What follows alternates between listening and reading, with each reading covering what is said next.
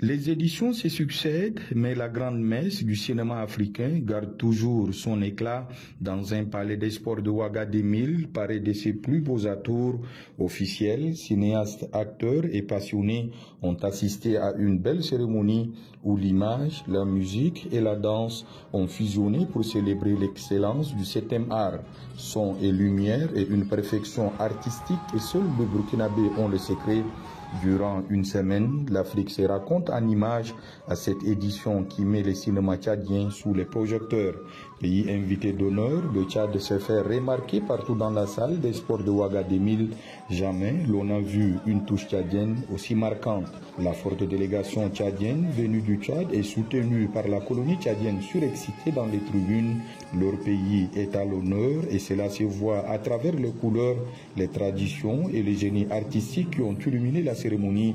D'ailleurs, le spectacle s'ouvre au rythme de Ganga Al-Gaïta du lac Tchad, une prestation magistrale digne des plus grandes scènes qui ont ébloui l'assistance et arraché des chauds applaudissements.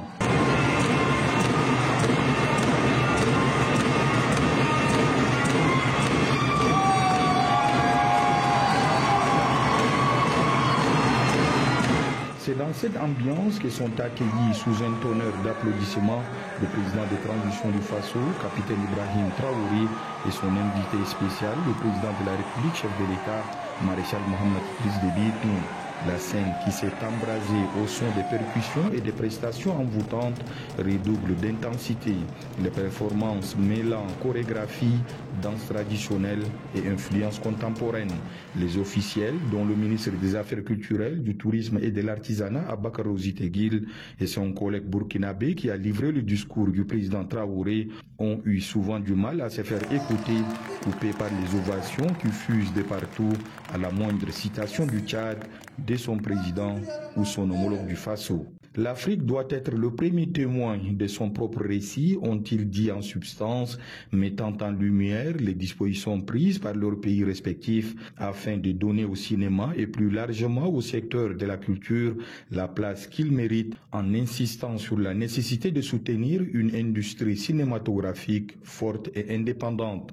Après les instants d'émotion et de spectacle, le temps est venu de lever officiellement les rideaux sur cette 29e édition du FESPACO.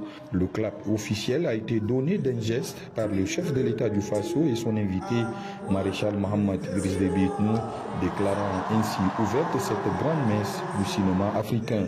Le FESPACO 2025 s'annonce comme une édition mémorable où le cinéma africain brillera de toute sa splendeur. Pour le cinéma tchadien en particulier, cette édition sonne comme un nouveau départ pour tout un secteur en quête de rayonnement. Après avoir rassuré les cinéastes tchadiens et africains qui ne sont pas seuls sur la scène internationale, le président de la République, maréchal Mohamed Idriss Déby Itno, a été raccompagné par son frère et ami, capitaine Ibrahim Traoré. Il met ainsi terme à sa première visite d'amitié et de travail qui fera date dans le rapprochement et la réaffirmation de la fraternité entre les deux pays.